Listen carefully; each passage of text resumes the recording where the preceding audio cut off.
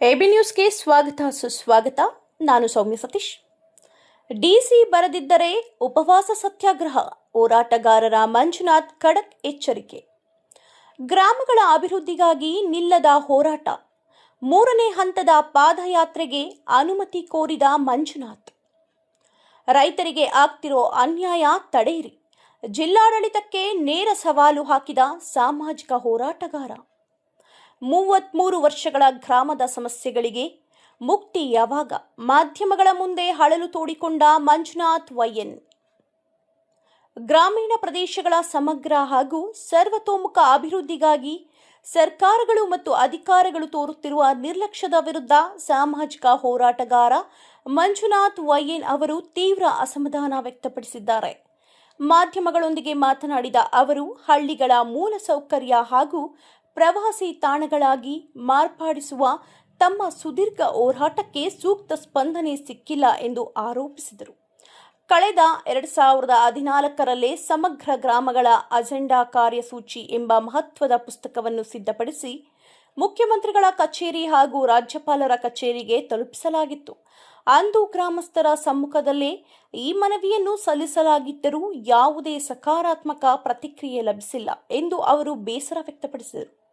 ಅಷ್ಟೇ ಅಲ್ಲದೆ ಮುರುಗಮಲ್ಲ ಗ್ರಾಮ ಪಂಚಾಯಿತಿ ವ್ಯಾಪ್ತಿಗೆ ಗ್ರಾಮಗಳ ಅಭಿವೃದ್ಧಿಗಾಗಿ ಹಲವಾರು ಸಚಿವರಿಗೆ ಪತ್ರಗಳನ್ನು ಬರೆದು ಮಾದರಿ ಗ್ರಾಮವನ್ನಾಗಿ ರೂಪಿಸಲು ಅವಕಾಶ ಕಲ್ಪಿಸುವಂತೆ ವಿನಂತಿಸಲಾಗಿತ್ತು.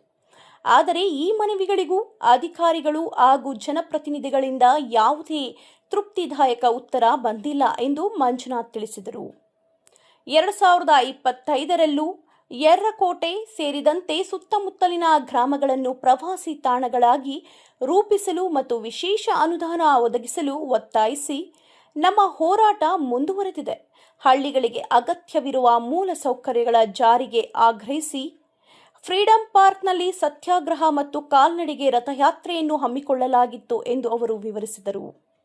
ಈಗಾಗಲೇ ಮಾಜಿ ಉನ್ನತ ಶಿಕ್ಷಣ ಸಚಿವರಾದ ಡಾಕ್ಟರ್ ಸುಧಾಕರ್ ಅವರ ಕಚೇರಿ, ಮುಖ್ಯಮಂತ್ರಿಗಳು ಹಾಗೂ ಉಪಮುಖ್ಯಮಂತ್ರಿಗಳ ಕಚೇರಿಗೂ ಖುದ್ದಾಗಿ ಭೇಟಿ ನೀಡಿ ಮನವಿ ಸಲ್ಲಿಸಲಾಗಿದೆ.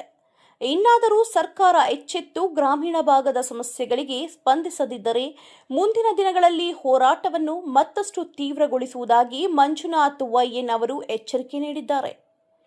ತಾಲೂಕಿನ ಯರಕೋಟೆ, ಚಿಮಗಾನಗುಟ್ಟೆ ಸಂಬಂಧಿಸಿದಂತೆ ರೈತರಿಗೆ ಆಗುತ್ತಿರುವ ಅನ್ಯಾಯವನ್ನು ಖಂಡಿಸಿ ಹಾಗೂ ವಿವಿಧ ಬೇಡಿಕೆಗಳ ಈಡೇರಿಕೆಗೆ ಆಗ್ರಹಿಸಿ ಮುಂಬರುವ ಜುಲೈ 24ರಂದು ಶುಕ್ರವಾರದಂದು ಶಾಂತಿಯುತ ಸತ್ಯಾಗ್ರಹ ಹಮ್ಮಿಕೊಳ್ಳಲಾಗುವುದು.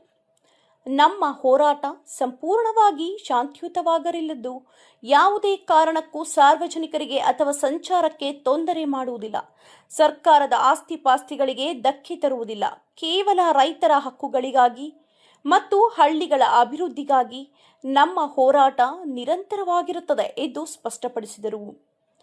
ಕೆಲವರು ನನ್ನ ಹೋರಾಟದ ವಿರುದ್ಧ ಅಪಪ್ರಚಾರ ಮಾಡುತ್ತಿದ್ದು, ಜನ ಬರಲಿ ಅಥವಾ ಬಾರದಿರಲಿ, ನಾನು ನನ್ನ ಸ್ವಂತ ಲಾಭಕ್ಕಾಗಿ ಹೋರಾಟ ಮಾಡುತ್ತಿಲ್ಲ. ಗ್ರಾಮಗಳ ಅಭಿವೃದ್ಧಿ ಮತ್ತು ಮಾದರಿ ಗ್ರಾಮಗಳ ನಿರ್ಮಾಣವೇ ನನ್ನ ಅಂತರಾಳದ ಉದ್ದೇಶವಾಗಿದೆ ಎಂದು ಮಂಜುನಾಥ್ ವೈಎನ್ ಇದೇ ಸಂದರ್ಭದಲ್ಲಿ ತಿಳಿಸಿದರು. ಮುಂದುವರೆದ ಮಾತನಾಡಿದವರು, ಯರಕೋಟೆ ಕೇವಲ ಒಂದು ಗ್ರಾಮಕ್ಕೆ ಸೀಮಿತವಾಗಿಲ್ಲ. ಇದು ಸಾವಿರಾರು ಭಕ್ತಾದಿಗಳು ಬರುವ ಪವಿತ್ರ ಕ್ಷೇತ್ರವಾಗಿದೆ. ಇಲ್ಲಿಗೆ ಬರುವ ಭಕ್ತಾದಿಗಳಿಗೆ ಶೌಚಾಲಯಗಳು, ವಿಶ್ರಾಂತಿ ಗೃಹಗಳು ಹಾಗೂ ಆಸ್ಪತ್ರೆಯಂತಹ ತುರ್ತು ಮೂಲ ಸೌಕರ್ಯಗಳನ್ನು ಒದಗಿಸಬೇಕು ಎನ್ನುವುದು ಪ್ರಮುಖ ಆಗ್ರಹವಾಗಿದೆ. 2008ರಲ್ಲಿ ಭೂಮಿಯಲ್ಲಿದ್ದ 80 ವರ್ಷಗಳ ಹಳೆಯ ರಥದ ಚಕ್ರಗಳನ್ನು ತೆಗೆದು ಸ್ಥಳೀಯ ಶಾಸಕ ಹಾಗೂ ಮಾಜಿ ಸಚಿವ ಡಾಕ್ಟರ್ ಎಂಸಿ ಸುಧಾಕರ್ ಅವರ ಕೈಯಿಂದಲೇ ಪೂಜೆ ಮಾಡಿಸಲಾಗಿತ್ತು. ಹಾಗೆಯೇ 2010ರಲ್ಲಿ ದೀಪೋತ್ಸವ ಹಾಗೂ ದನಗಳ ಜಾತ್ರೆಯನ್ನು ಇವರ ನೇತೃತ್ವದಲ್ಲೇ ಉದ್ಘಾಟಿಸಲಾಗಿತ್ತು ಎಂಬುದನ್ನು ನೆನಪಿಸಿದ ಮಂಜುನಾಥ್, ಈ ಕ್ಷೇತ್ರದ ಅಭಿವೃದ್ಧಿಗೆ ಈಗ ಹೆಚ್ಚಿನ ಗಮನ ನೀಡಬೇಕಿದೆ ಎಂದಿದ್ದಾರೆ. ಏನೋ ಒಂದು ಅವನ ಹತ್ರ ಜನನೇ ಇಲ್ಲ, ಜನನೇ ಸೇರೋದಿಲ್ಲ ಅಂತ ಹೇಳ್ಬಿಟ್ಟು ಇಲ್ಲಸಲ್ಲದೆ ಇರುವಂಥ ಅಪ್ರಚಾರಗಳನ್ನು ಮಾಡಿ ಈಗಾಗಲೇ ಕೆಲವು ತೊಂದರೆಗಳು ಆಗಿದೆ.